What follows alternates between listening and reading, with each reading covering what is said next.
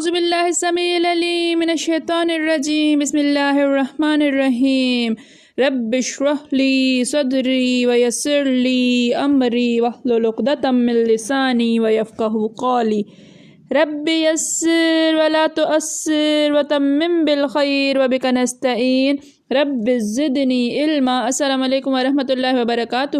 الحمدللہ ہم سورہ آل عمران کا ترجمہ و تفسیر کر رہے ہیں۔ 143 آیات کا ترجمہ و تفسیر الحمدللہ ہم کر چکے ہیں۔ آج کا سبق آیت نمبر 144 سے دیکھیے۔ اعوذ باللہ من الشیطان الرجیم وما محمد الا رسول وما اور ما نہیں محمد صلی اللہ علیہ وآلہ وسلم الا مگر سوائے رسول ایک رسول ہے اور نہیں محمد تو ایک رسول ہے، محمد رسول ہیں، صحیح ہے۔ قد تحقیق خلط گزر چکے، من قبل من سے قبل پہلے ہی اس سے ان سے پہلے گزر چکے، رسول کی جمع ہے۔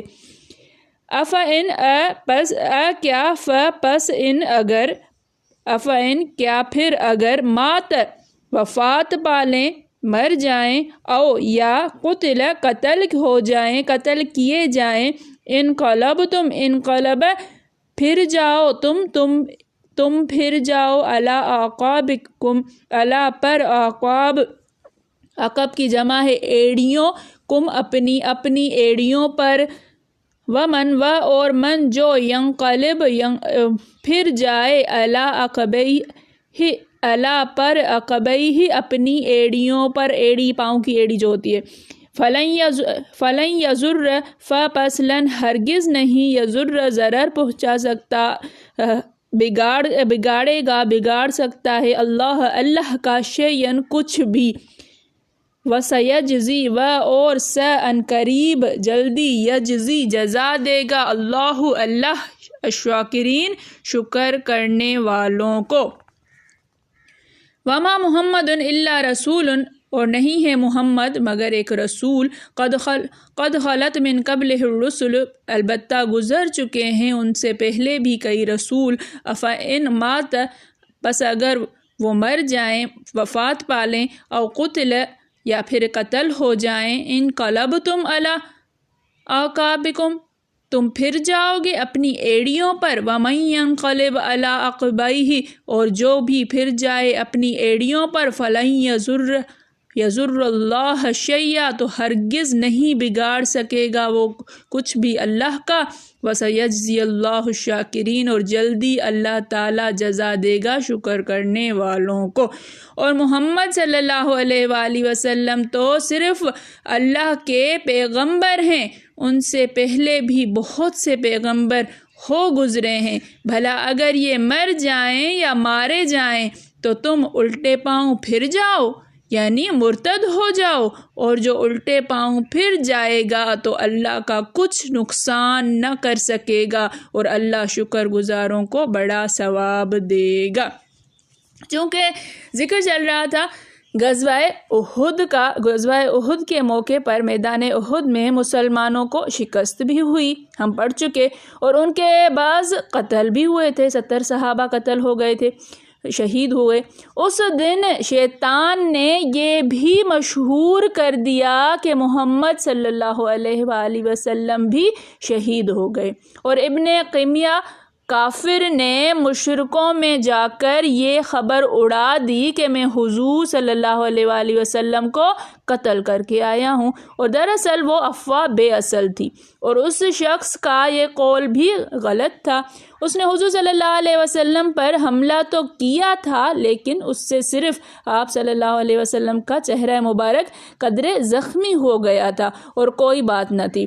اس غلط بات کی شہرت نے مسلمانوں کے دل چھوٹے کر دیے، ان کے قدم اکھڑ گئے اور لڑائی سے بددل ہو کر بھاگ کھڑے ہوئے۔ اسی بارے میں یہ آیت نازل ہوئی کہ اگلے انبیاء کی طرح یہ بھی ایک نبی ہیں، ہو سکتا ہے کہ میدان میں قتل کر دیے جائیں، لیکن کچھ اللہ کا دین نہیں جاتا رہے گا۔ ایک روایت میں ہے کہ ایک مہاجر نے دیکھا کہ ایک انصاری جنگ احد میں زخموں سے چور زمین پر گرا پڑا ہے اور خاک و خون میں لوٹ رہا ہے۔ اس سے کہا کہ آپ کو بھی معلوم ہے کہ حضور صلی اللہ علیہ وآلہ وسلم قتل کر دیے گئے۔ اس نے کہا اگر یہ صحیح ہے تو آپ صلی اللہ علیہ وسلم تو اپنا کام کر گئے، اب آپ صلی اللہ علیہ وسلم کے دین پر سے تو تم سب بھی قربان ہو جاؤ۔ اسی کے بارے میں یہ آیت اتری ہے۔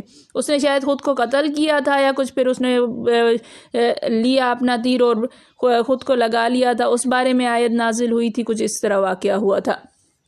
پھر فرمایا کہ حضور صلی اللہ علیہ وسلم کا قتل یا انتقال ایسی چیز نہیں کہ تم اللہ تعالیٰ کے دین سے پچھلے پاؤں پلٹ جاؤ، اور ایسا کرنے والے اللہ کا کچھ نہ بگاڑیں گے۔ اللہ تعالیٰ انہی لوگوں کو جزائے خیر دے گا جو اس کی اطاعت پر جم جائیں، اس کے دین کی مدد میں لگ جائیں اور اس کے رسول صلی اللہ علیہ وسلم کی تابع داری میں مضبوط ہو جائیں، خواہ رسول زندہ ہوں یا نہ ہوں۔ صحیح بخاری شریف میں ہے کہ حضور صلی اللہ علیہ وسلم کی انتقال کی خبر سن کر حضرت ابو بکر صدیق جلدی سے گھوڑے پر، جب نبی کریم صلی اللہ علیہ وآلہ وسلم کا واقعی میں انتقال ہوا تھا تب کا واقعہ ہے یہ، کہ جلدی سے گھوڑے پر سوار ہو کر آئے، مسجد میں تشریف لے گئے، لوگوں کی حالت دیکھی بھالی اور بغیر کچھ کہے دیکھے والے بغیر کچھ کہے سنے حضرت عائشہ کے گھر پر آئے۔ یہاں حضور صلی اللہ علیہ وسلم پر ہبرا کی چادر اوڑھا دی گئی تھی۔ آپ نے چادر کا کونا چہرہ مبارک پر سے ہٹا کر بے ساختہ بوسہ لے لیا اور روتے ہوئے فرمانے لگے میرے ماں باپ آپ پر فدا ہوں، اللہ کی قسم اللہ تعالیٰ آپ صلی اللہ علیہ وسلم پر 2 مرتبہ موت نہ لائے گا، جو موت آپ پر لکھ دی گئی تھی وہ آپ کو آ چکی۔ اس کے بعد آپ پھر مسجد میں آئے اور دیکھا کہ حضرت عمر خطبہ سنا رہے ہیں۔ یہ ایک بہت مشہور واقعہ ہے۔ حضرت عمر رضی اللہ تعالیٰ عنہ دروازے پر تلوار تانے جو ہے وہ کھڑے ہوئے تھے اور کہہ رہے تھے جو بھی کہے گا کہ محمد صلی اللہ علیہ وآلہ وسلم وفات پا چکا ہے میں اس کو قتل کر دوں گا۔